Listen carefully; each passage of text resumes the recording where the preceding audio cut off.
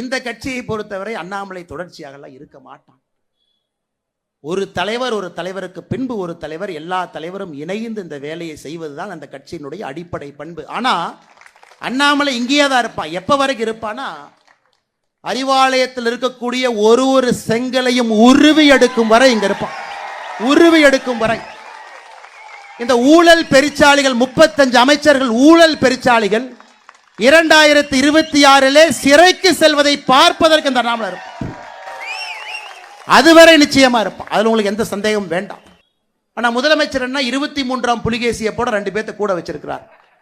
மன்னா மாதம் மும்மாறி மழை பொழிகிறது, அப்படியே வாங்க மக்கள் அப்படியே சிரிச்சுக்கிட்டு ஆனந்தமா இருக்கிறாங்க. இன்னொருத்தர் வேற வெக்கமே இல்லாம சொல்றாரு, இந்த அரசுல தான் பெண்கள் பாதுகாப்பு, வெளியே வாயா செப்பல் எடுத்து அடிக்கிறவங்களா உட்கார்ந்து இருக்கிறாங்க. 2026 சட்டமன்ற தேர்தலுக்கு ஓட்டு கேட்டீங்களா, வெளியே வரதானே போறீங்க.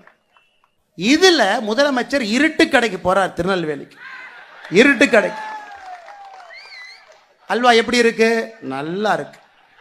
அந்த அல்வா கொடுக்குற அம்மாவோட முகத்தை பார்க்கணும். 3.5 வருஷமா உங்கள்கிட்ட அல்வா வாங்குறேன், ஒரு அல்வா தான் என்னால் கொடுக்க முடிஞ்சது.